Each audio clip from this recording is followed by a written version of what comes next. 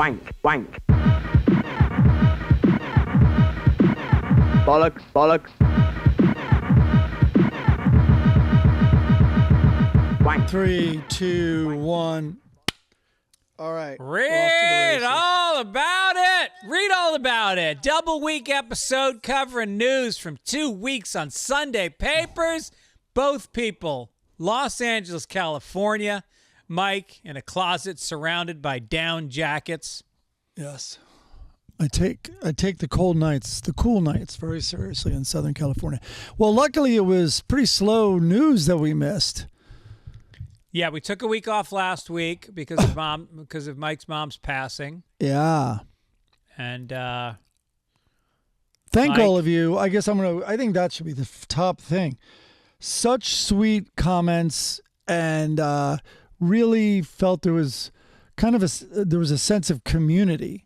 Greg forwarded me a bunch that were emailed and on YouTube, and it was just all very, very nice. And I tried to answer as many as I could, and I'll continue to do so. But it was just very, very nice. So thank you, everybody, and thank everybody for tolerating us taking a week off. So, well, it was obviously that's a big deal. Your mom passed. The first one of your parents to pass. That's difficult. That's a lot to go through, and obviously everybody's got complicated relationships to their parents. You had a chance to sit with your mom in hospice before she went, which we were talking earlier today. It's never ideal to die, but to have that moment to make peace with her for everybody in whatever way they want to is amazing.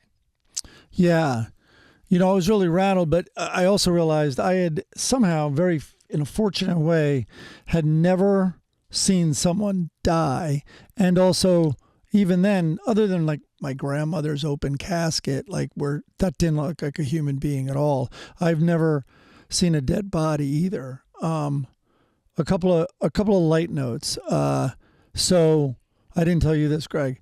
So when it happened, hospice has already given you all the phone numbers and stuff like that, and then they have to come and it's official and time of death and stuff, and then you call the morgue or whatever, the funeral parlor, and which I didn't do, so I don't know what they call themselves. Anyway, so they show up. So they live in a building. It's very hard to buzz people in and stuff. She did hospice in her own apartment. We were in her apartment. Oh, I thought you went somewhere. No shit. No, that's what I was telling you earlier, how rough it was. Like, I was done with once she was gone, like the last night we stayed in the apartment, she's struggling to breathe, like in the next room. And it's like, we're taking shifts, but it's like 2 a.m. And I'm just like, fucking, this should be over. Like, that's like, with all the beautiful things that come with hospice, it can really be. And we were fortunate she passed the next day, but some people are at that stage for a week or more. And it's just, not especially her. Like at one point, by the way, we, when probably the last day or second last day, but she was still there, had a sense of humor. Probably I told that story about smothering her with a pillow and she laughed. Probably that day. And at one point, Laura and the girl and Olivia was there and stuff. And I think Olivia was noticing a look in my mom's eye and goes, "Grandma, what are you thinking?" And there was she was very slow to respond. I think she was rejecting all the crazy thoughts from drugs and stuff. And she goes, "Just what if I keeled over and died right now?" We're all like, what the fuck? Whoa. Yeah. She was always honest, but it's like, maybe fib. How about fib a little at the end? All right, what an existential moment to have, to think that my life can end right now. And you don't know. There's no ramp up to it. It's just going to happen. It's going to happen at any second. It could have been any breath. And she was wondering what that would be like. I think she was wondering what it would be like for us, if that happened just right then, because we were talking about her and telling stories. So, okay, this is a little bit of a dark thing that happened, but I did laugh. So I have to go down to let these people in the building who are coming up with the stretcher to take her away. And so I go down, I'm like, Laura's upstairs, my sister, and she's texting me, and then she's like, sorry, they keep getting lost. I'm like, what the fuck? So then I'm like, all right, listen, tell them I'm standing out on the street. What am I looking for? And she goes, oh, hold on, I'll ask. Because I assume it's kind of an ambulance thing or a hearse or say. And she's like, Toyota Sienna. I'm like, what? You should have gotten ambulance X, like I'm Uber like, X. I'm like, what the fuck? What? A Toyota Sienna? Is this a side hustle for someone? So they show up. I let this Toyota Sienna minivan in, and I look in the back, and it's outfitted with two very professional looking stretchers that like click in. And so it's legit. So they take the stretcher out, and I kind of eye the stretcher, and then we walk. I take them all the way to the elevator. We get on the elevator. The stretcher does not fit in the elevator at all. No. I'm not asking any questions. I'm just like looking at all this. I mean, she just passed away a few hours ago. Yeah. So we get in, they see it doesn't fit. So they like tilt it up. Like they now are like kind of like you would move a couch in a building. So they do that. And so I'm there. I'm like, so we're now going to the 10th floor. And I'm like, does that stretcher get shorter? They're like, no, sir. And I'm like, so what's the plan?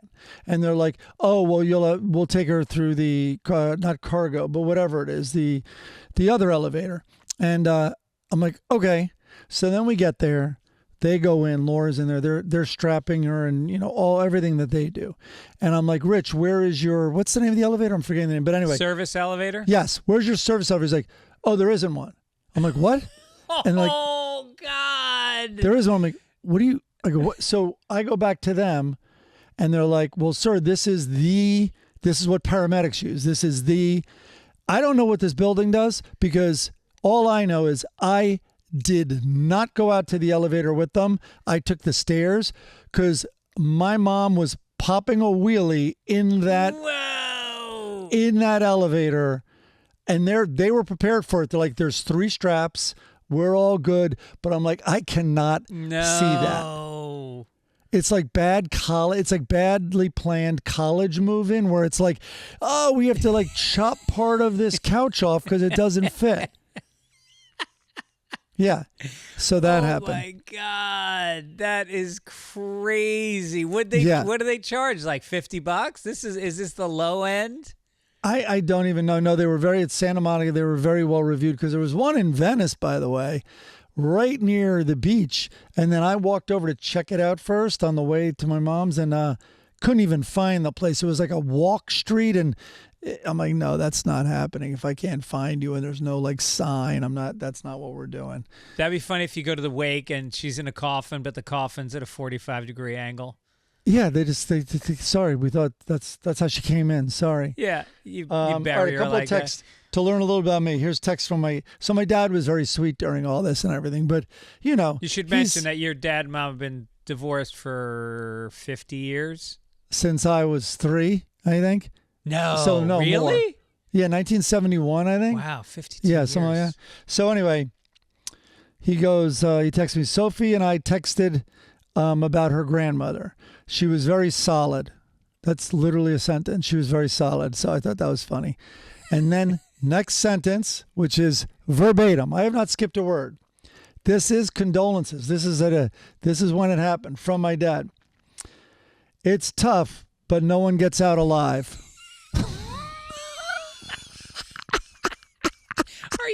Are you in the battlefield in Vietnam?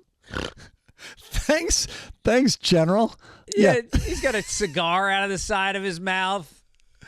And the only thing that helps is like I know exactly how he's thinking and how he's writing it, and so context helps a lot. So he continues. He goes, I have this deep Catholic belief that I will be reunited with my parents, Johnny and Mary, who were his siblings. It will serve me well and comfort me when the time comes. And he's right.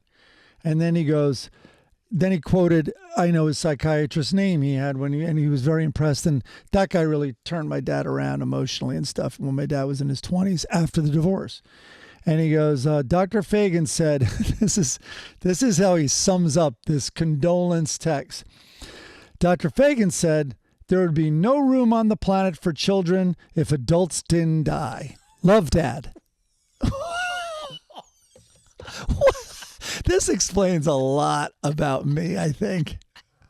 Yeah. Wow. He should make cards. He should start a line of cards. Yes. Mike's dad's greetings cards. Yes. He could do the headstones. He Yeah, made way. John Gordon, 1923 to 2024. He made room. Yeah, he made room. You want my dad to write forget ChatGPT. You want my dad to write your sort of things you say at ceremonies? Yeah. Yeah. Yeah. Wow. Yeah. So that was very funny. What else? So I had, George. George was the brother-in-law, was really sweet. I think I told you this. Oh, this is great. Tell this story. He's from Argentina originally, and I think I've talked about him before because he got kicked out of he was like a ref also, but he got very into his kids' soccer leagues. And this is almost like something you'd see in Modern Family, with what's her name and all her rage. They actually did her rage on kids' soccer field. So George got kicked out because screaming. He's a very passionate guy and all that stuff. I mean, really low key. We know him, but it's in there. So anyway, what made this passing of my mom easier for my sister and I was how much and how intensely George cried during the whole thing. And he had a thing where he would also sweep. He would just sweep and sob, like seemingly constantly. Like and an abused wife. Yeah, like I'd come in there and he'd be sweeping and I could tell his eyes were bloodshot. And then he, though, was like this loyal golden retriever. He would do his shift in there, like holding my mom's hand, like while she was out of it the last days. Anyway, at one point, Laura is in a chair talking to me, and behind her, which she can't see, is George. And George's back was kind of going out because he was so upset, I guess. So he's stretching his back and he's laying on the ground. So that's going on behind Laura. Laura and I are in a very serious conversation about plans or whatever and hospice. And Laura's talking to me. And then after George stretches, he leaves. I can't see him anymore. And then he comes back in with a dustpan and the handheld little sweeping broom and starts sweeping up the rug. So I decide just don't draw any attention to it, because Laura's also been a little short with him at times. I felt like George would be like, well, what about the food? What are we going to do? And she'd be like, why don't you just cry some more and sweep? Like, I'm like, Laura, come on. George is having the hardest time with this than any of us, than the shut off Gibbons are. So anyway, Laura is just looking right at me. I'm looking at Laura and George, and I'm like, don't even bring it up. She's already given him so much shit. So anyway, he's sweeping the rug now where he was laying down. And so it's not making that much noise. And I think she won't hear it. So she's like, well, hospice said he's doing it again, isn't he? And she never even turned around. She's just looking at me and mid-sentence like, I think hospice, he's doing it again, isn't he? He's sweeping right now. And I'm like, don't, just stay the course. Just what were we talking about? I think we were talking about morphine. And it was hysterical. Oh my God, that's great. Well, knowing George, he was probably taking a couple drips of that morphine off the feed. Yeah, I know. We were all eyeing it. And then my stepfather, Rich, per hospice's directions, poured Clorox in the morphine. Oh, once she passes, that's what you do? Get this. She's like, well, where are the drugs, right? And I'm like, oh, Tom O'Neill's already claimed them. And yeah. Which is, my mom has given Tom O'Neill, and she was smart enough. She ripped the label off so it couldn't be traced back to her. Uh-huh. But I would give Tom O'Neill, over the 3 years when she had chemo and surgeries, she would give him, because he was begging for the Vicodin. So anyway, wait, where were we? So the George's hospice goes, where are the drugs? And they're like, here's the protocol. Do you have Clorox? And so they get it. And then they're like, okay, here it is. And then this is a very weird thing, I thought. She's like, okay, so we're going to throw him out, but don't put them in the same garbage as the adult diapers. A lot of details here. I'm sorry. And we're like, what? Why wouldn't we just roll them up? And it's like, people digging through garbage, when they see adult diapers, they make a safe assumption there may be pain-killing drugs with them. No shit. So she said you throw them out in a separate... Wow. By the way, maybe that's this weird woman, but it sounded like standard operating procedure. So did you rescue any before they were Cloroxed? No, I did not. I know. Waste. What a waste. No, I kind of wanted... I had seen their effect. They're quite effective. And I was okay. Wow. Jesus. Maybe, yeah, I think... Well, I was like that when my wife's father died. I mean, her family's like the Gibbons side of the family, very unemotional about the death. And the father, everybody had a very complicated relationship with the father. He was an academic. He was a political activist. Parenting for Erin and her brother was not a big concern. Anyway, so I go to the funeral. I am a fucking crier. I am at the funeral. First of all, he's an environmentalist, so he gets buried in a wicker basket in the woods. Huh. No, they didn't process the body, just flowers in a basket with his body in the woods. That would have fit in an elevator easy. Yeah.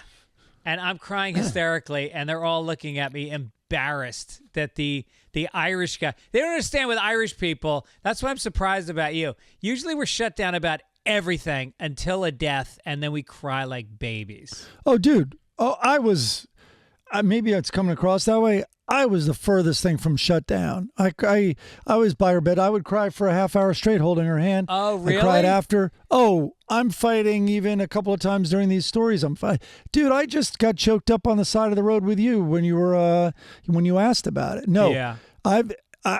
For me, I'm giving myself an A+ on letting all the feels happen. That's great. Good. I'm glad to hear that. It's hard because sometimes it gets clogged up. I've had people die, and I feel it. I have a burst of crying, and then that's it, and I can't access it again during everything. So I'm glad you're staying open to it. Yeah, no, I am, and it's funny. Whatever, we spent a lot of time on it, and I'm sure we'll talk about it in the future. But it is wild. Like, your mom is still alive, thank God, and this is my first parent death, but. It's really kind of I've been very fortunate. I mean, my uncle and aunt passed, and both uncles, and that hit me. But it's interesting. Like, memories change, which is an interesting statement. Like let's say I'll have memories with a Christopherson song, say with my mom. Well, that has all changed. Like, my memories with a song, my attachments, and I don't have it thought out yet, so I'll just leave it there. But it's really interesting context and how memories can really change. Like, in terms history, of like rewriting history kind of thing? Yeah, like history can change. Yeah, right. So anyway, Yeah. it's all Okay. very interesting. And I'll tell you, all the people that wrote in, all the listeners, while I appreciate it, Jesus, a lot of deaths. Yeah. Our listeners have a lot of tragedies in their lives. Yeah, I think we God bless attract 'em. that. People always say, what's your demographic? Is it males between 21 and 30? We have people whose parents died. That's our listenership. Maybe we should get ads for, adult diapers and morphine and Alcohol. All right, so we'll leave it at that, and let's get into this because we got a lot to do. It's been 2 weeks. The logo this week is from our dear friend Jane S., the Almost Famous. Really fucking cool. Love it. The song from Nick and Dan. Very creative, kind of cool techno. Loved it. Corrections? None. Maybe people were taking it easy on us because of your mom being on death's door. They didn't correct anything. Wrong. Your mom's still alive. Yeah, hard to do. Yeah. Greg got it wrong. Tour dates, I'll be on the Joe Rogan Show on August 28th, and then my special comes out, I think, the next day. I'm not sure about that yet, but late August, You Know Me will be coming out. I'll be at the Brea Improv tonight. Louisville at the Louisville Comedy Club, August 23rd and 24th. Denver Comedy Works, August 29th through 31st. Austin, the Mothership, September 6th through 8th. Alaska in September 25 through 28. And then Tulsa, Tacoma, San Francisco. Go to fitzdog.com. Get some tickets. We also So wait a minute. Where is the Brea Improv, or where is Brea?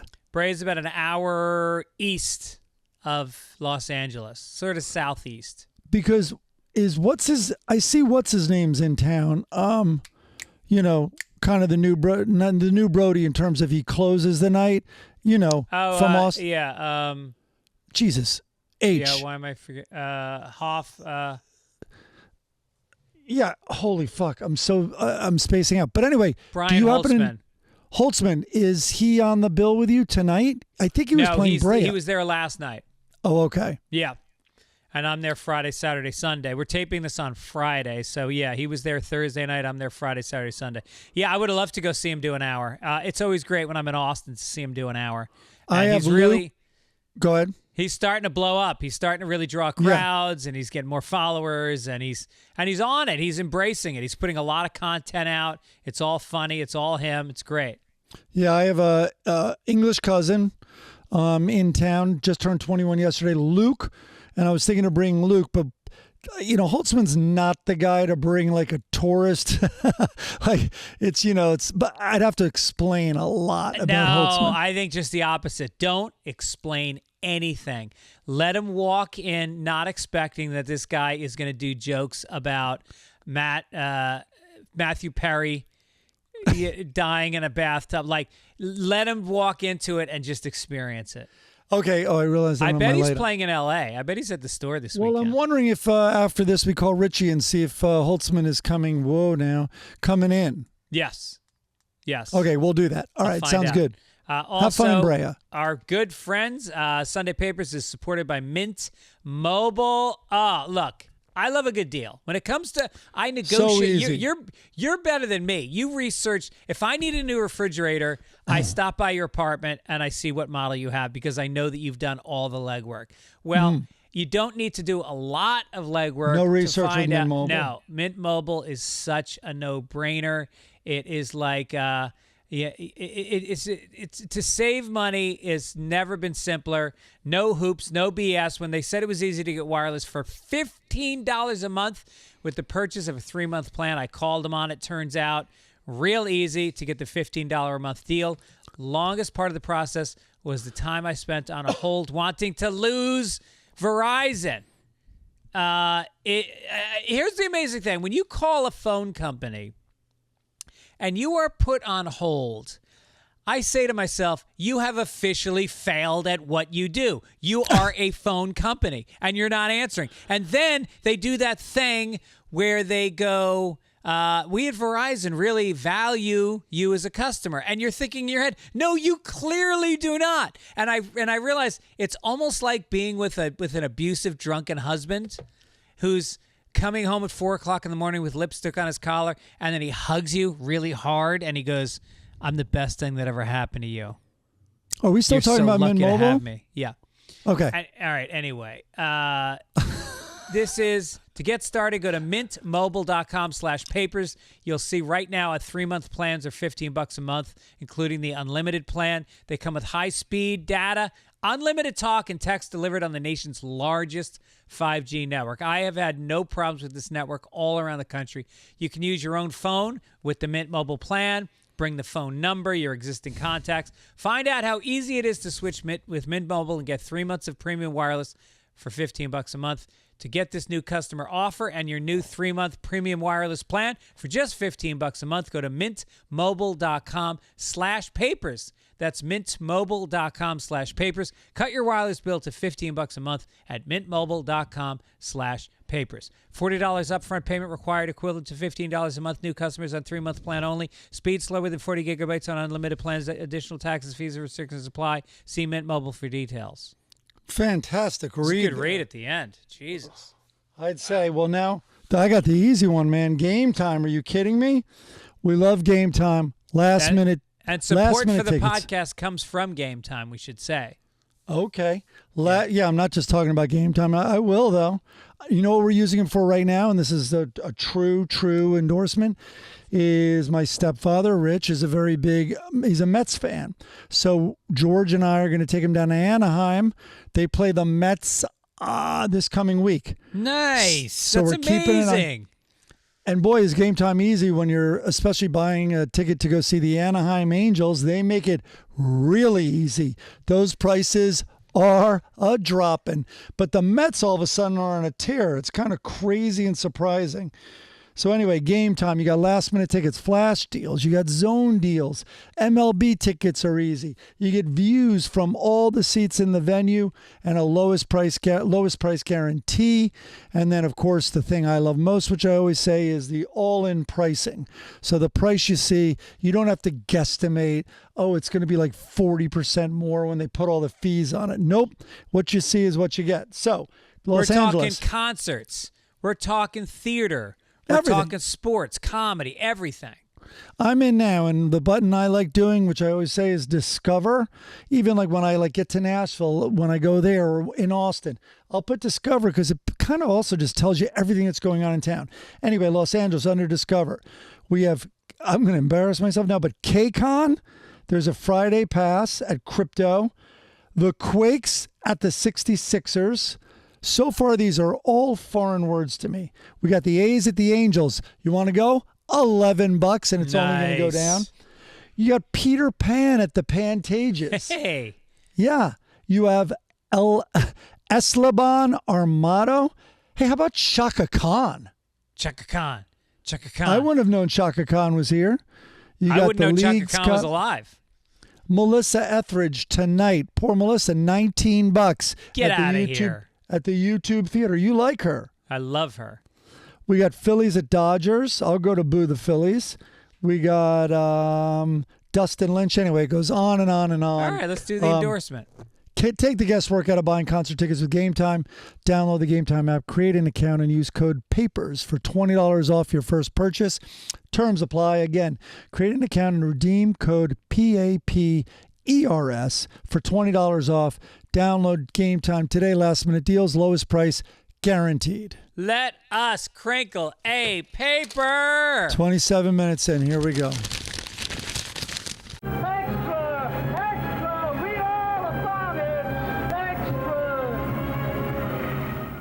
Well, boy, we recorded it. I don't know when it was. I forget when the assassination attempt was, but it happened right after we recorded our last podcast. Yes, it happened within hours. And that was crazy. And by the way, there's a question now. The FBI director has raised questions about whether Trump was actually shot by a bullet during the assassination attempt or whether he was struck instead by shrapnel. There was a hearing on Wednesday before the House Judiciary Committee. And so the burst of gunfire with the sightline to the stage. What's weird is this guy was not a good shot. He was rejected from his school's shooting team or rifle team. Who the fuck has a rifle team? Yeah, the school's denying that now. But did you read all the jokes that came out immediately? What? Well, it's like, who was the shooter? A Brawny? Because he went 1 for 8 or it was something like that. They were cold and immediate, man. Yeah, it was. It seemed like a bunch of people got hit by shrapnel, and it seems incredible to me that this guy was that good of a shot. From that angle, he was being harassed. People were yelling at him. But apparently, like the doctors, he has not allowed his doctors to put out a report. Huh. I saw online someone had a close-up of his ear, which of course had no bandages on it when he played golf. Did you see him with DeChambeau or whatever his name is? Yeah. And he played. It's very frustrating watching kind of how well the result of a lot of his golf shots are with that terrible, terrible form. Awful swing. But, you do not have a good swing. No. And you shot 41 at a pretty difficult course on the back nine yesterday. Yeah, but then you saw me today. But yeah, I know, gotta figure out a swing. you really, it's kind of uncanny. And I'm not shitting on you. It's just you took up golf less than 3 years ago, and you've got a tight back, you've got tight legs, and you just don't really have a very fluid swing.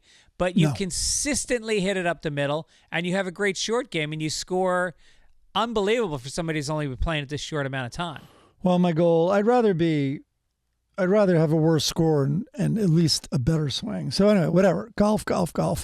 Let's get back to the assassination attempt. All right. Or let's move on to Biden. He dropped out, and I don't know. He didn't seem to want to go. He's not realizing the opportunities that are out there for him. He could go on Jeopardy, Dancing with the Stars. Here's the good news. Depending on the time of day, he's unaware he dropped out. So I think that makes it easier. Right. Yeah. And now Did you see J.D. Vance, what his thing about if you have children, your vote should count more? And then I think at one point he might have floated, like if you have 5 children, that should be 5 votes. Something Dickie was talking about it today. But it's I don't know who selected J.D. Vance, but they did very little research. This guy, not only did he call Trump Hitler, he has said things about immigrant. He said stuff that is going to really haunt him in campaign ads. Well, bring that plan on. If you have 5 kids, you get 5 votes. The Republicans are not going to like how that plays out. Oh, for the Latinos? I didn't go there right away, but I'm just saying I think generally Democrats, despite the Christian right, I think generally Democrats have more kids. I wonder if that's true. I don't. What's the correlation? Well, I think blue cities.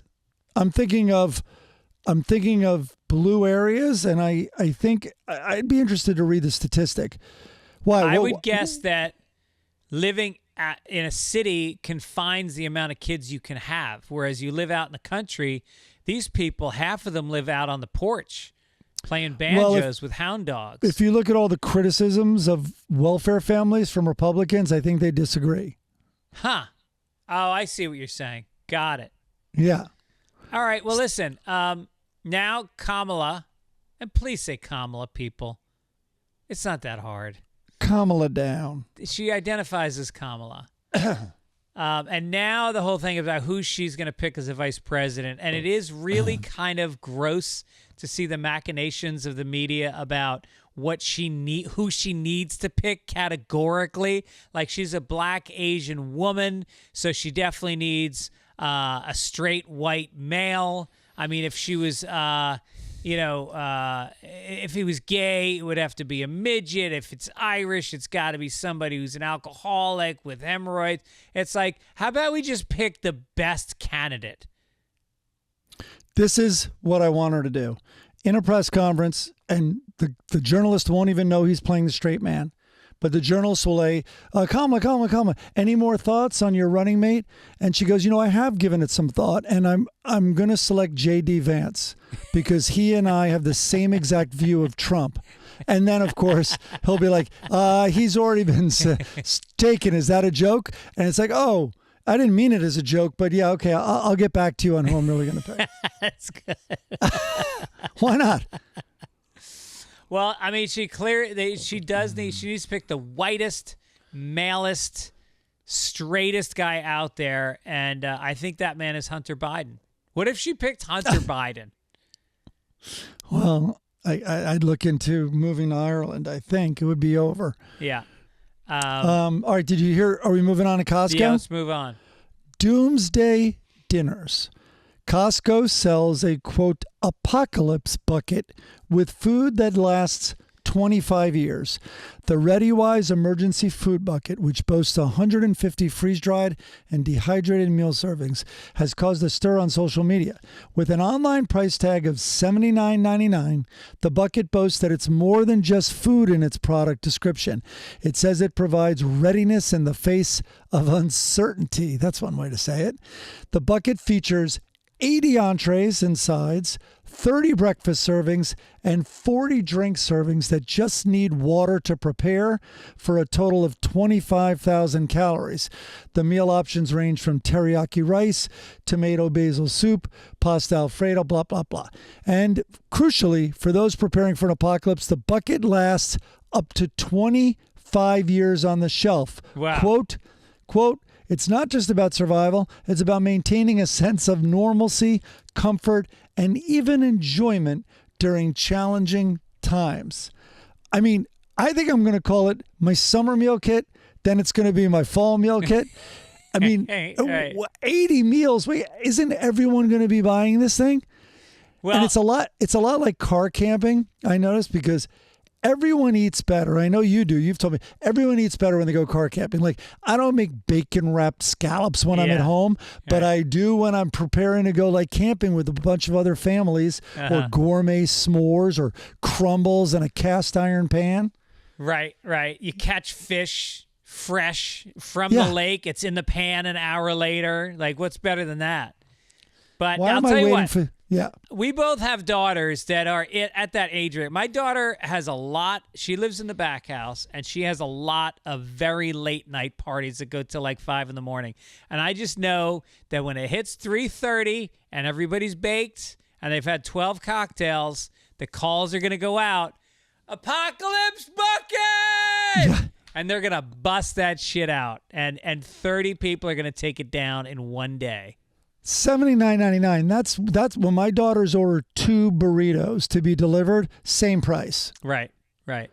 Just do this. I think this is Costco's way of not being looted when the end of times happen. They'll already be stocked up. Well, I'm going to take Livy off the meal plan in Northeastern and just get her a bucket. The apocalypse This bucket. takes you through final. This takes you through midterms. Yeah. Okay, moving on to Alzheimer's. You ready? Yep. Honest question, which is being asked in the media. Do you want to know if you're going to get Alzheimer's? Yes. Researchers from Cambridge University just developed a new AI tool that can predict whether patients showing mild cognitive impairment will progress to Alzheimer's disease with over 80% accuracy. Damn. The AI model analyzes data from all these assessments, and it categorizes patients into 3 groups: those likely to remain stable, those who may progress slowly, and those at risk of rapid decline. 82% success rate and 81% accuracy rate as well on 2 of those categories. So, geez. I mean, first of all AI has to do is listen to this podcast. We know what the answer is. 99% correct. Yeah. Yeah. Artificial intelligence is basically predicting natural unintelligence. Is that what I'm understanding? Yeah. Alzheimer's intelligence, the new AI. Speaking of AI, what is this about ChatGPT? ChatGPT might be funnier was the headline. So I'm like, what is this? A USC psychology study shows that AI-generated jokes tickle funny bones more than those created by people, raising concerns about the technology's threat to entertainment jobs. That threat is already here. So a study compared jokes by people versus those told by ChatGPT, which I thought was a weird phrase. Like, what do you mean told by ChatGPT? Yeah. Are they using Kinnison's voice? Yeah. Because, I get it. Yeah. So anyway, the study compared participants' reactions to jokes. Anyway, it goes on and on and on. And I then found, because one of the things was to see how ChatGPT might fare against professional humor writers, the researchers conducted a second study in which they challenged ChatGPT to develop new headlines in the satirical style of The Onion. They then asked another group of 200 participants to rate the funniness of the original headlines and the new. So anyway, I have a list of Onion headlines, some of which were Onion writers, some was ChatGPT. Whoa. And this is true. This is also, do you want to see? I'm going to read them. Okay. So, and I don't know the answers yet. The answer code is below. So, number 1, couple pities man eating alone instead of Couple pities man eating alone instead of in complete silence with person he can't stand anymore. That's real. I think it's real too. Number 2, local man discovers new emotion, still can't describe it properly. ChatGPT. Yeah, it clearly studied the Onion though. That's an Onion headline. Yeah. Number 3, man locks down marriage proposal just as hair loss becomes noticeable. ChatGPT. I'm going to say the same thing. Annoyed murderer starting to worry woman never going to check behind shower. That's real. I think it's too nuanced. Yeah. I agree. Look at us. It's also darker than ChatGPT will go. Town enthusiastically embraces new sport, competitive eyebrow raising. ChatGPT. We should say ChatGPT or Onion intern. That's what I'm putting that one on. Right. Man achieves personal best in avoiding eye contact with neighbors during awkward elevator ride. That's real. That's a toss-up. Wow, I want to say ChatGPT. Parents, number 7. Parents sit adopted child down to explain why he's so much uglier than them. That's real. Okay. Hiker climbs up ridge to get better view of where body will be found. I think that's real. I'll give that real. Number 9, man attempts to break world record for longest staring contest with refrigerator. That's ChatGPT. Same. And finally, number 10, America is the greatest country on earth, says man who spends 6 hours a day posting about how every city is in a third world hellhole. How every city is a third world hellhole. That's real. I think that's real too. Okay. The ChatGPT generated ones are 2, 5, 6, and 9. 2 was can't express it, still can't describe the emotion properly. We guessed that. We nailed it. 5 was town enthusiast, competitive eyebrow raising. We said that too. 6, personal best at avoiding eye contact during elevator ride. And we 9. What 9 was the longest staring contest with a refrigerator. It seems to be really obsessed with eyes and eye contact. Yeah. So we got everyone right. Well, I think we assigned some real ones to ChatGPT. Really? Which ones? Well, we guessed more than 4 of them, so I can go through. Let's see. Can't stand anymore. Man locks down marriage proposal. I think, did we say that was ChatGPT before hair loss becomes noticeable? Yes, we did. So that's a real one. Check behind shower curtain was absolutely real. Competitive eyebrow raising, right, was ChatGPT. Elevator ride. Parents sit adopted child down. I think we said that was real. I said it might have been ChatGPT. The hiker that was real? we got. And then 10, yeah, real. Yeah, I think we did nail it, actually. Yeah, I think we nailed it. None were deplorable, though. No, but here's the other thing is I guarantee ChatGPT spit it out and they probably tweaked a word or two before they put it in. Maybe, which is fair. Yeah. All right, speaking of Michigan, Michigan has outlawed the so-called gay and trans panic defense, which allows criminal defense attorneys to use a victim's sexual orientation or gender identity as a defense argument. Basically, I could read this whole thing, but what it breaks down to is you used to be able to say that you could kill somebody if they were attacking you in a gay way. So there was a guy who it's such a crazy law. So 2 men were accused of fatally beating 21-year-old gay student Matthew Shepard in Wyoming in 1998.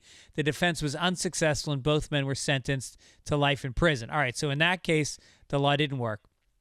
However, there was a case where the panic defense has been used with success In 2018, gay advocates were outraged after a Texas man, James Miller, received a light sentence after fatally stabbing his neighbor, Daniel Spencer, who had allegedly tried to kiss Miller. And in 2009, Joseph Biderman was acquitted of murder and the killing of Terrence Hauser, whom he admitted to stabbing more than 60 times.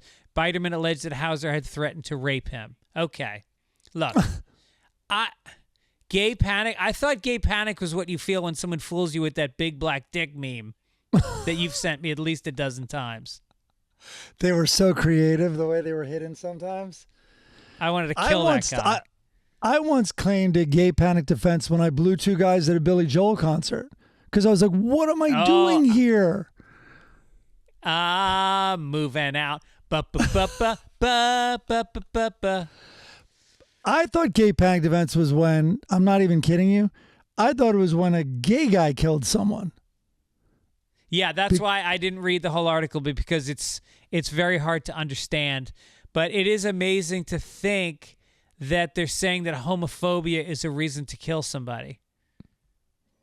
Right. That's what it's really about. It's a reason to make jokes on a podcast, but it's not a reason to kill somebody. Right. The gay panic defense is not like, did you just say Cher's overrated?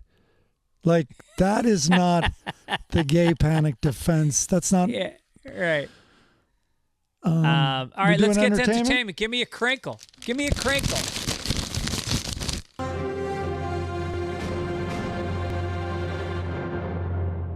There it is. Longtime reggae collector. By the way, don't look. Spell reggae for me. Reggae? Yep. Bob Marley expert, radio host, and 82-year-old author Roger Steffens has sold his enormous archive of vinyl and other memorabilia, which is widely acknowledged to include the largest and most comprehensive collection of Marley artifacts in the world, for $3 million. It was bought by Joseph Bogdanovich, who you know that name because he's first cousin of the late director Peter Bogdanovich, who was in Sopranos. He was a therapist. Yep. Great director. And one of four heirs to his grandfather, Martin Starkist Tuna Fortune. That's amazing. Wow. What a shock. A guy with a tuna fish company likes to listen to reggae. Basically, tuna is the reggae of fish. Like, everybody likes eating it, but you're embarrassed to admit you're a fan. Okay. I don't really have a joke on this, but this guy has to be disappointed in how poorly the Bob Marley biopic just did. Oh, it tanked. I know. They're trying to show it to me on the plane every time I fly. I'll watch and he's selling it, all these records. He's selling all these records, but unfortunately, they all have razor cuts and cocaine residue on the covers. Another entertainment story was, did you see the Bob Dylan trailer? I did not. With, what's his name? Cutie Timothy Chalamet? Face. Yeah, what abs. Well, he could play Jesus Christ. I sent it to Ben Hoffman, and Ben Hoffman's first response was, needs a bigger nose, because he has a pretty big artificial nose on him and prosthetic. So it's, you know what? I'm a diehard, but I thought it was okay. A lot of people are having none of it. Chalamet sings. I guess he really studied him, and actually, I think Bob Dylan's early voice is quite good, to tell you the truth. And I don't think Chalamet's is better. Even like the one they play is Hard Rain's Gonna Fall. Anyway. Dylan was trying to sound like a hick. You're a Dylan fanatic. I am shocked that you like this. I haven't seen it, but it's just surprising to me. Well, this is what I want. I want them, and the Coen brothers did this. I want them to capture the aesthetic of there's so many iconic images of not only Dylan, where he's sort of backlit as he's facing the light, with his crazy hair and all these things. But like, it doesn't even matter what you're a fan of. it could be the Stones with Keith Richards' elbow up. You know what I mean? As he's like waiting that extra beat to play a note, or Jagger with his hands. It doesn't matter what you're a fan of. You have these images imprinted on you, and they're the iconic images where you just have to see a silhouette. And so I think he's doing that. Mangold is from New York City, went to Columbia, and Chalamet's from New York City. So I have some hopes that I'll get that. Of course, they're going to lean too much. He also did Walk the Line, Mangold did. So hopefully they don't lean too much into the love story, because I think Dylan's real love story was his muses, and only a couple were women, but his muses were Woody Guthrie, Leadbelly. He went to country, then he went into rock, and it was just a wake of destruction behind him. Like Picasso, he just was this true artist that chewed up and spit out everything, and famously didn't look back. Right. So I wonder if something can capture that. Wasn't there a documentary called Don't Look Back? Yeah, and that's from one of his big lines, and that's a great line. And then they should have got Scorsese to direct this, because he did that was it Rolling Thunder Review, that other documentary. Well, yeah, and before that he did the best documentary on Dylan ever, which was, I think that was Don't Look Back. Oh yeah, right. All right, listen, let's get to Florida. Give me a crinkle. Okay, Florida.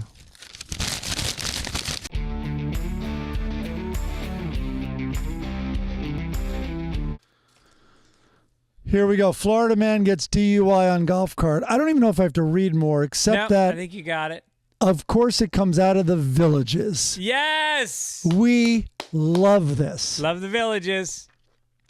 We should just say, make the Villages, make America the Villages.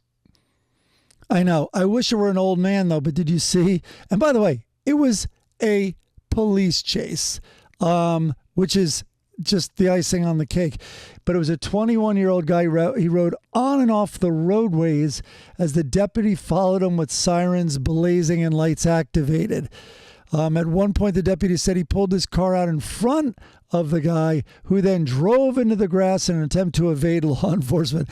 Can't you chase down a golf cart on foot? Yeah, right.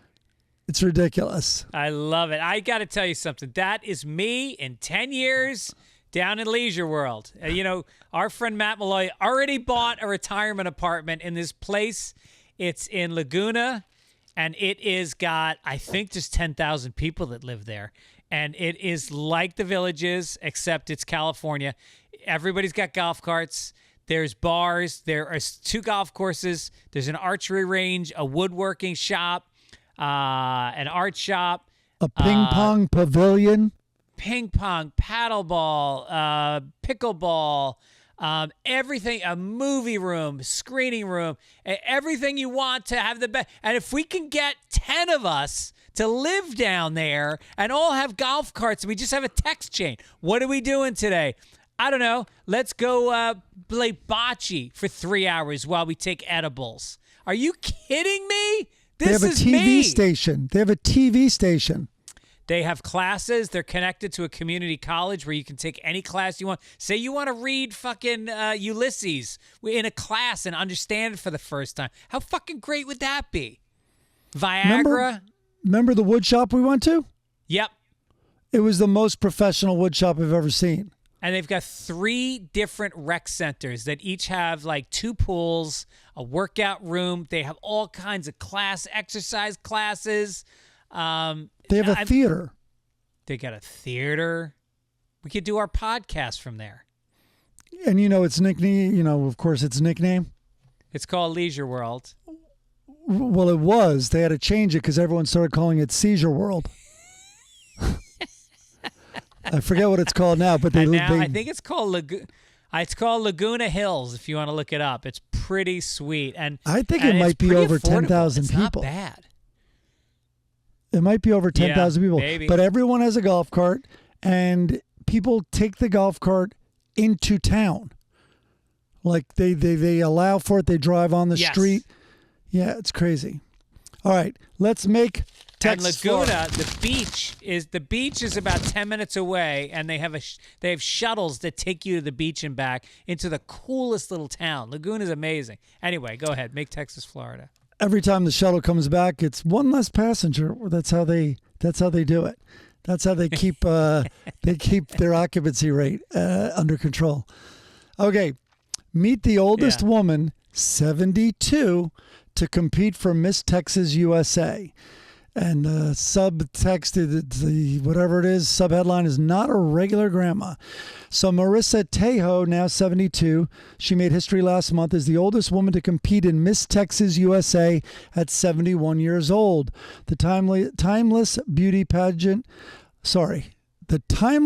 competed against nearly 100 other women at the pageant, which came after the Miss Universe organization removed the age limits. So anyway, she goes, I accomplished my goal. Now I searched this article. Maybe her goal was coming in 100 because it did not say how she fared in this competition. But she said, my oldest granddaughter, who's 21, she used to say, you're not a regular grandma, because most of the grandmas around here in El Paso are grandmotherly. Okay, the comments were funny though. The comment just begins with this word. Nope. Men don't. Nope, period. Men don't get to pretend that they're still pro athletes at 72. Stop the delusion. Next comment. Those arms of hers scream, I'm 72. No, thank you. The arms are a little thick. They're not great arms. So here's the last comment.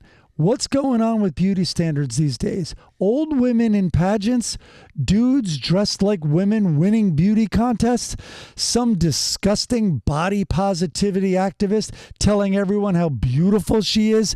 It's total clown world. If you're a 25-year-old beautiful woman, you have no chance. In fact, you'll be shamed for having too much privilege. Oh my God, it's true. It is so hard for a beautiful 25-year-old woman. Yeah. We got to start making things easier. We got to grease the wheels a little bit. Here we go to sports. Dun, all right. Dun, dun, dun, dun, dun, dun, dun, dun, dun, dun, dun, dun, dun, dun, dun. Yeah. I always thought that guy would be around. What was his name? Jim? Who was like the announcer for the Olympics, remember? Yeah. You'd only see him every 4 years. You never, right. And back then the Olympics, both summer and winter were the same year. There's Pat Summerall. No, Jim, I'm going to look him up right now. I'm looking it up. All right, you look it up. Jim, Olympic announcer. And the young kids, Jim which we have McKay. none. Jim McKay. Oh, he did Wide World of Sports also, but you only saw him occasionally. He did 16 consecutive hours at the 72 Olympic Games in Munich without a break after the tragic killing of 11 Israeli athletes, coaches, and trainers. Remember that? Yep. Well, as we sit here, the opening ceremonies are happening this very second. And before we started the podcast, I saw a headline that Lady Gaga really impressed, which made me question, like, is it because she has lady? Do they think she's French? Oh, interesting. What's the connection? Yeah. Gaga? That is interesting. Maybe it's Gaga. Gaga. Lady Gaga. I think she's overrated. And then they had Celine Dion, who somehow is... maybe her stiff person disease went into remission. Oh. But I read a headline that she performed with Celine Dion, which, does France not have anyone? Because if you're going to choose I think she just used Celine Dion as the mic stand, though. And she couldn't bend it at all to even, like, she had to jump up and sing in the microphone, which would not come down to her. But if the French are choosing a French Canadian, that means they have no one, because they hate French Canadians. Oh, I didn't know that. Yeah, that makes sense. Oh, no, they prefer an American slaughtering their language than a French Canadian speaking flawless French Canadian. I think they hate Haitians too. Really? The French are haters. Yeah, they are haters. They're the worst.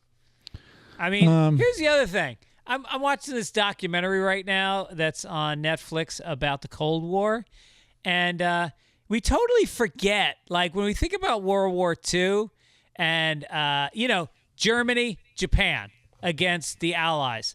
Fucking Italy was on the Axis powers. That you like, I mean, yeah, we know that, but you don't really think about it. It's not your first thought when you think of World War II was Italy in there. No. The place we all go and get pasta on vacation.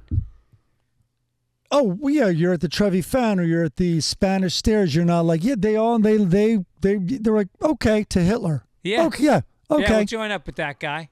Yeah. No way. Yeah, so more on the Olympics as they progress, but I saw a sport yesterday where it was like lacrosse, except it was a ball about the size of a bowling ball, smaller than a bowling ball, and they throw it to each other and bounce it and then throw it into a net that looks like a small soccer net. Very in a gym. It's very fucking weird. And you just go like, wait a minute. So some people like, for the summer, practice swimming in a pool for their intestines. They're children. Millions of laps. And now the same person gets a gold medal who started bouncing a ball and throwing it in a net about 6 months ago. That's a fucking sport. Yeah, the John Oliver did a thing on, I guess it's like the World Games. There's another competition, and all the sports are like that. They're like sports that want to be sports, and they're not sports yet, but the one you described sounds exactly like one. Yeah. Let's go to international. You got it. Here we go.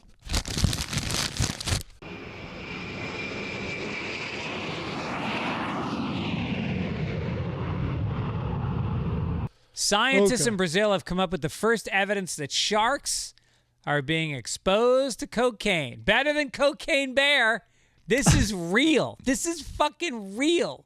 A biologist who worked on the study of Brazil said they dissected 13 wild sharp-nosed sharks caught near Rio de Janeiro, all tested positive for cocaine. Narco traffickers being chased in the high seas often toss bales of cocaine overboard, but they say it's likely the sharks in the study were exposed to Rio wastewater contaminated with the drug. So the wastewater, not just high on cocaine, they got to have diarrhea, high testosterone, erections, but are in a surprisingly good mood all the time. Yep. Well, it's not far off from Cocaine Bear was a real thing. You know that? And it's the same thing. It's drug dealers. No. Yeah, that cocaine fell out of a plane. Oh, no shit. It was a news story. Okay, got it. I believe normally so. when you're attacked by a shark, you're supposed to punch him in the nose, but do not punch these sharks in the nose because they need that to do a couple of lines. And you know ChatGPT already has 70 drafts of Cocaine Shark. Oh, yeah.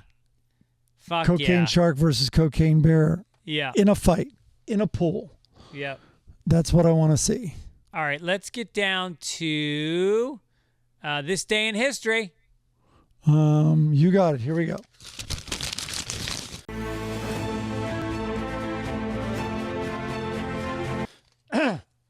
Okay. What day is it? Sunday. That's what I did it for. It's the 28th, I believe. Correct. July okay, 28th. This day in history.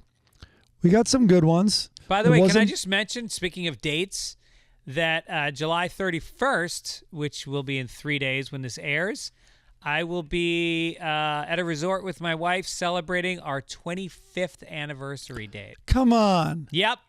25 years. That's great. Is that fucking crazy?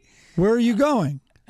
We just got a place down on I forget, one of the beach towns. We just we're going to a resort basically we just did 2 weeks on the East Coast as our 25th anniversary trip. No kids, just us seeing friends. It was an amazing fucking trip. Just so peaceful, gliding down rivers in Vermont on inner tubes and diving off cliffs and mushroom hunting with the Dunskies in the woods behind their farm. Hanging out in New York City, eating at all the best restaurants. It was incredible. It was such a great trip. That's excellent, man. Congratulations. Thank 25 years. Wow. Thank you. Greg, Jackie O, Jacqueline Kennedy Onassis, born on this day in Southampton, New York. What year? Give or take 5. You have a 10-year window to get this right. All right. Well, Kennedy was around in the early 60s, probably president in the 40s. So I'm going to say 1925. Oh, my God. It just 1929. Nice. When did she, it's not this day. When do you think she died? Ish. I'm going to say she died in 1997. Nice. 94. Okay, let's see. What was the other one I had?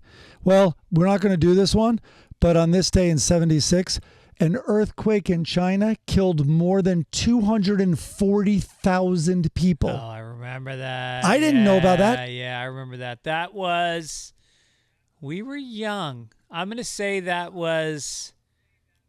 No, I already said it was okay. 76. I was going to say 72. Yeah.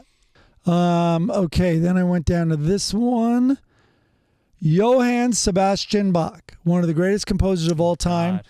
He died, that's a pretty ripe old age of 65 on this day in what year, give or take 50 years. I'm going to give you a 100-year window. Bach. I'm going to go 1760. Dude, 1750. No! Woo! Yes. Nice. Okay. Now I think this might be Monday, but anyway, this weekend, let's call it. Prince Charles and Lady Diana Spencer were married in St. Paul's Cathedral in London on this day in what year? Give or take 4 years. I'm giving you an 8-year window. Married on this day. 81. It was 1981. No! Yeah. I'm on fire. Well, you know what I tracked it to? I tracked it to that she was a big AIDS activist, and AIDS happened in the 80s, so I assumed that they were married shortly before that. Man. That was my math. Pretty good. I gauge everything by AIDS. Those are my dates. Okay. The first part of J.R.R. Tolkien's Lord of the Rings was published on this weekend in what year? Give or take. Yeah, you're getting 5 tight on me years. now because I'm on fire. Yeah. Well, I'm giving you a 10-year I'm going to say window. 1951. You cunt. 1954. I can't Unbelievable. believe this shit. I'm not gonna quit till you miss one. I think you're gonna get that one. Van Gogh. Do you know when Van Gogh died? Nope. Okay. Dutch painter Vincent van Gogh. He died 2 days after shooting himself. In what year, give or take? I guess I'll give you 10 years, a 20-year window to get this. 1928. Van Gogh in the late 20s? I don't know. No, 1890. No. Thank All right, God we good. can move on. What else we got here? Bitches. Here we go, obituaries. And that's all, folks. Well, very near after my mom. I don't remember exactly what day, but Bob Newhart passed. That was sad. Unbelievable. Yeah, what a fucking guy. Everybody, when you're a comedian and you get interviewed, you frequently get asked who your biggest influence in comedy is, and I always said Bob Newhart. I just thought that to me, to be able to draw people to you in a way that was dry and yet could hit fucking overhead rights. And I just found that powerful, and I always emulated that. And I got to meet him. I posted, if you go to my Instagram, I posted a picture of me and him probably about 6-7 years ago. I was at Judd Apatow's office, and he had just interviewed Bob Newhart for something. So I got a chance we hung out for like 20 minutes, got to talk to him. Sweetest guy, very funny. He was still quick on his feet. Yeah, that was a sad one. He's unbelievable. I mean, the amount of success there's rumors, and I didn't look up anything because we just talk off the top of our heads about him, but there were rumors that like even at that first comedy album, which is still legendary, The Button Down like, Mind of Bob wasn't even Bob Newhart. he had barely been doing comedy. Oh no. I think he worked in an accounting firm. No, he used to go to cocktail parties and tell funny stories and do bits. And there was a guy that was a friend of his that was in his circle that worked for a record company. I can't remember which record company it was. And they were starting a comedy division. And he said, Bob, you're funny as shit. Do you want to do an album? And he said, sure, that sounds great. And he goes, all right, when are your next tour dates? He goes, I've never done it in a club before. And so they set up a taping in Las Vegas. And he went in and they recorded his first shows ever. And it then went on to win a Grammy that year and be one of the best-selling comedy records of all time. Go back and listen if you haven't heard his stand-up. He, of course, is famous for the one side of a phone conversation, which are so great. Yeah. It's a publicist talking to Abe Lincoln about the Gettysburg Address, trying to talk him out of using the word score. No one's going to know score. Just say 20. It's so. He also has one. Maybe it was Sir Walter Riley. But anyway, it was calling back to England Sir saying, Walter Riley's hey, dry cleaner. Oh, I don't know. Oh, okay. But there's another one about cigarettes. Explaining cigarettes for the first time. It's like, so hold on. So you light it on fire and you suck in the smoke? Yes. Like, it's just so funny. And then, I mean, what a tear he went on in the sitcom world. It was incredible. I know. Because he was a guy that in the center of a show, he drew people out. He was not charging through a scene. He was in the middle of the scene. And other people could be big characters, and it was his very subtle reactions to them. His dry, fucking silent reactions were just amazing. So after his first one, which was just incredible, he then went on to, I think his second one was when he was up at the Maine. inn, right?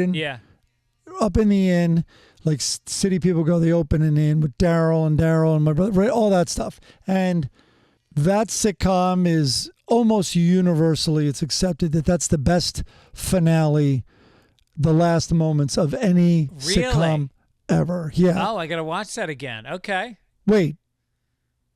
I mean, you know what I'm referring to. No. How the second sitcom ended? Don't tell me I'm going to watch it. We'll know. talk about it next week. No, I don't think I do. It's the most inventive, celebrated finale ever. Yes. All right. So anyway, he's just amazing. And then always kind of like a Steve Martin, like always shows up in any award show with the best material. Yep. And he's just, I think he was like best friends with Johnny Carson, wasn't he? Him and Rickles and Carson, I think, were very close. Yes. They lived up in Malibu. They had a poker game. Johnny Carson, I think Rickles told the story once. They went over Johnny's and Johnny overdid it with his house. It was like the crazy scope and size and so modern. And they went in, and I know it's an old line, but I think he was the first to do it. And he's like going around. He's like, and Johnny Carson asked Newhart, he's like, well, how do you like the place? He's like, it's good. It's good. It's good. It's like, where's the gift shop?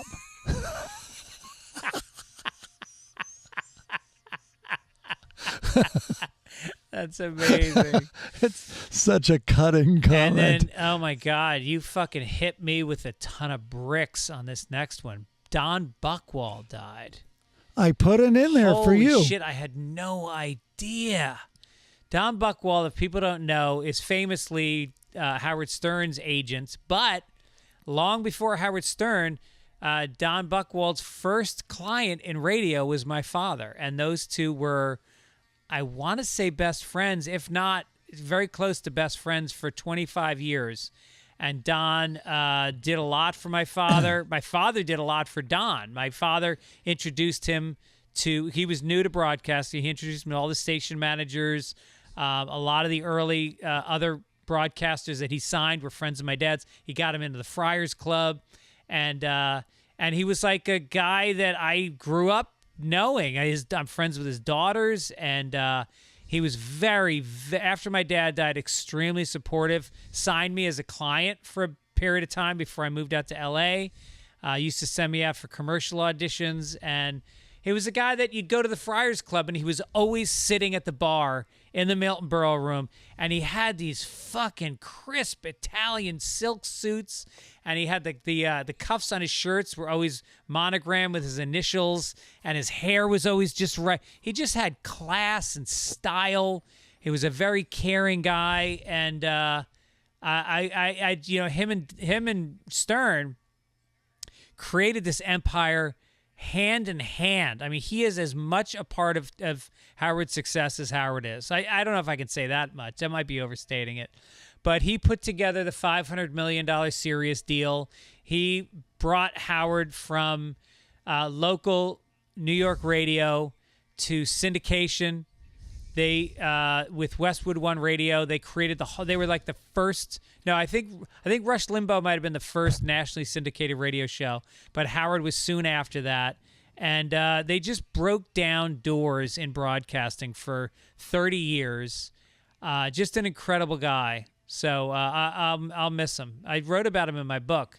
I'm posting a picture of him and my dad today, so that'll be on my Instagram account. It's kind of a very sweet, intimate moment they were having together. Nice. And then also condolences to all the John Mayall fans out there. And who's John Mayall? The John Mayall and Blues Breakers, and just a legendary. But Eric Clapton gave a very sentimental remembrance of Mayall, who he claims saved Clapton's life by taking him in when Clapton was quitting music and addicted to booze and drugs, and just a legendary blues musician. Okay. Yeah. Hey, let's so cheer now out we go on to the of phones. Okay, caption contest. We're getting so many great submissions. Thank you guys for doing that. Send them in to fitzdogradio@gmail.com. Do me a favor, send just one submission. Some people are sending like a dozen. I can't really get to them all. Pick your best one, maybe two, and then put your name underneath your submission in the email. It just makes it easier for me to put it in the doc. All right, so last week we got a couple, and they're sitting and eating dinner, and there's a dog standing up with a gun pointed to them, and he's saying something. So Mr. Chris said, "My ancestors were wolves, and I currently have no testicles." Something's got to give, Frank. I like that one. Jane said, "I dare you. I double dare you, motherfucker. Call me Barky McStinky one more goddamn time." Nice. You know the reference? No. That's Pulp Fiction. Samuel Jackson. When he's okay. He's got the gun on the two kids that don't Well, want money. right. That's say what, right? Like, are you deaf? Yeah. Yeah. Right. I got it. Yeah. Yeah. Jason said, "Will you give me the honor of licking my sweaty summer ball bag? Don't forget the peanut butter." Michael said, "No, I'm done sitting. Now put the fork down slowly." Kelly said, "Guess who's coming to dinner? It's Dog the Bounty Hunter."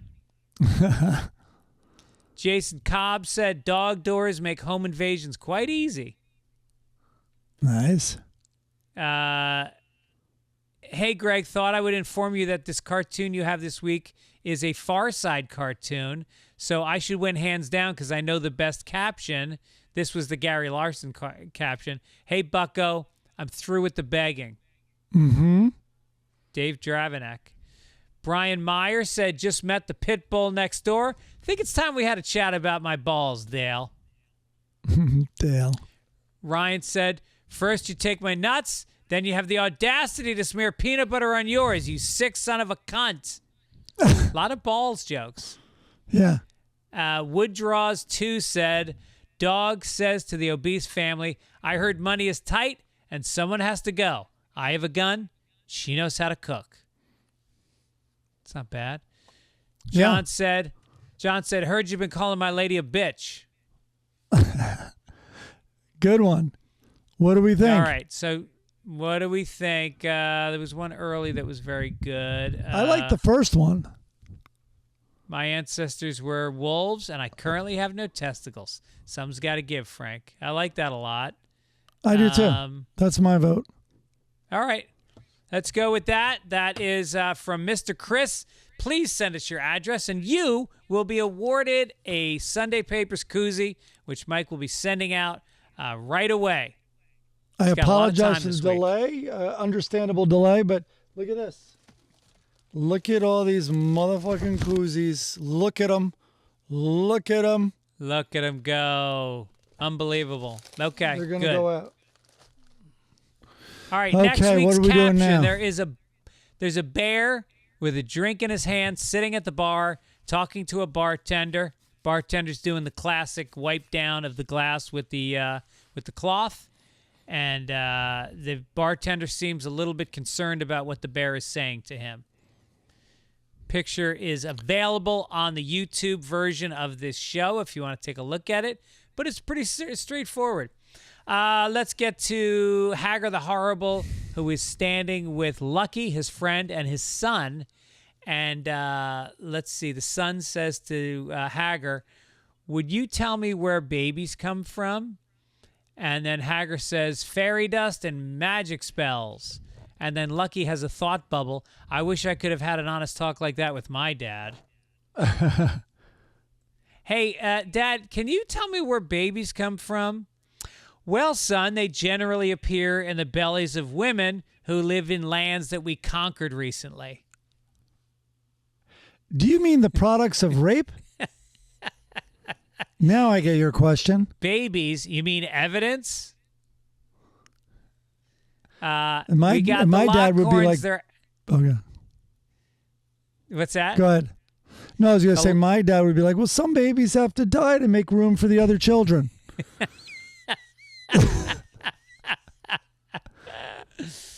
The Lockhorns are out to dinner. Leroy's got a dessert menu, and Loretta says to him, don't order the death by chocolate again. It didn't work last time. I like that one. Loretta says to him, they're eating dinner, and she goes, stop calling my Jell-O salad a congealed weapon. Okay? These are jokes. Yeah. They're solid jokes. Solid jokes. Believe it or not, we're still on the Calvin and Hobbes countdown. We're at number 3 now, I believe. And if we're not, I don't care. But we have not done this one. So here's number 3. There are no words. So it's 2 rows. 1, 2, 3, 4, 5 panels. And then below it, another 5 panels. So here we go. An alarm clock. So Calvin and Hobbes sleep together? I just learned that. So an alarm goes off and you see them in bed. Calvin's rubbing his eyes. Hobbes is giving a big old yawn. Calvin looks out the window in the next frame and it looks like it's raining and miserable. The next frame, they're at breakfast. Calvin's in the middle of cereal. Hobbes is reading the newspaper, eating toast, and they're both staring at something they found in the newspaper. The next frame, Calvin and Hobbes are leaving. You see the mom with the open door, and they have an umbrella, and they're braving the rain, and they're going down the front steps. 5th frame, I guess they're waiting for a bus. They're out on a sidewalk with the umbrella, looking down the road. I was right. They're now on a bus. Oh, he's going to school, because now Calvin is on the bus and Hobbes is not. Hobbes is still outside with an umbrella waving, and you see Calvin sitting in his seat. And then the next frame is the mom opening the blinds and looking out into the rain. And then the next frame is, it looks like the dad is running out into the rain and to get Hobbs, who is sitting there holding the umbrella in the rain. The next frame, I can't even believe I'm still doing this. The next frame is Calvin in school, just staring at the clock like he's willing it to go faster, and it says 10 past 9.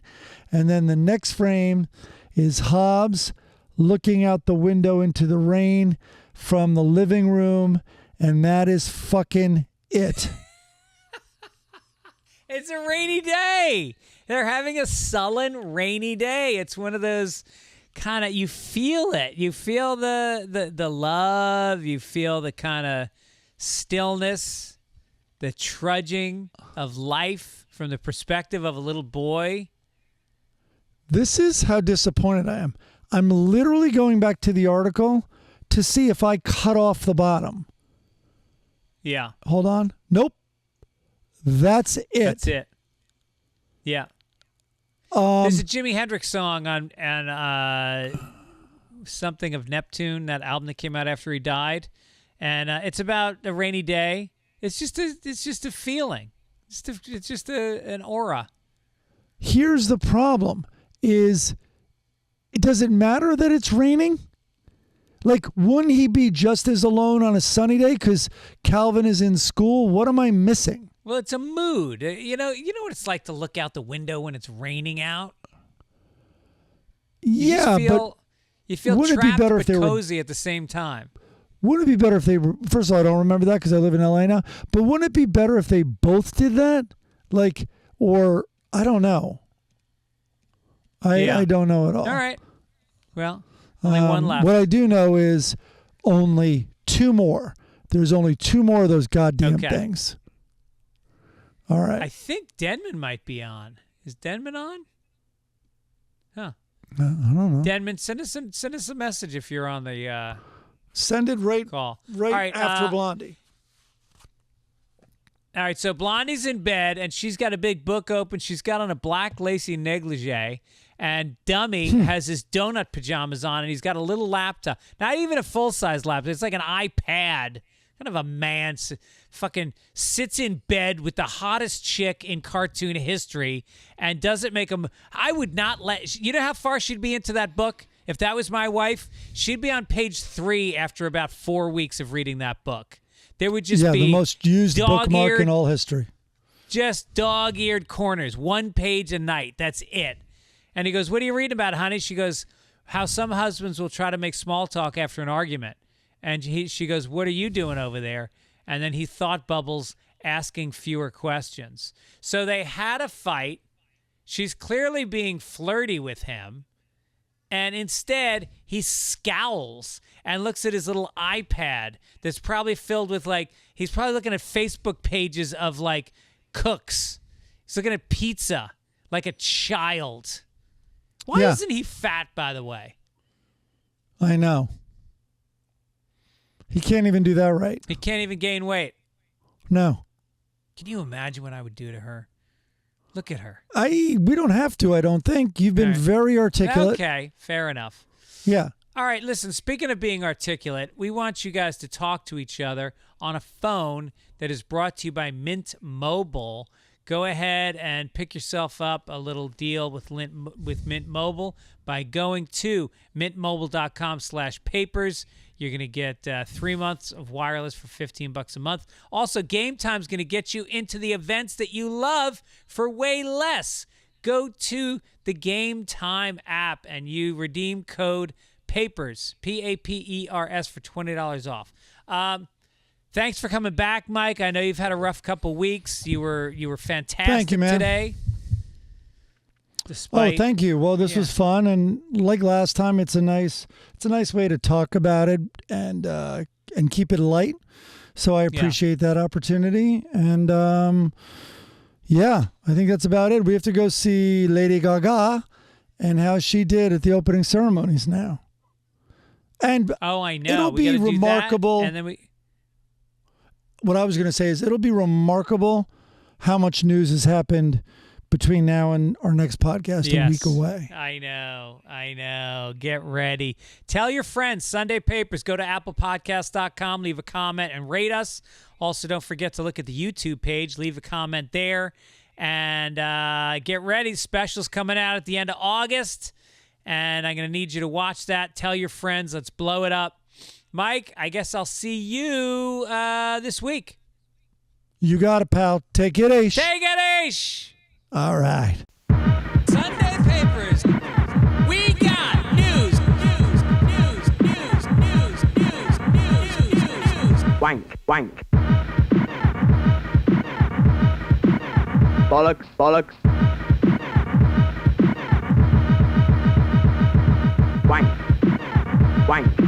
Wank. Bollocks. Bollocks. Bollocks. Wank.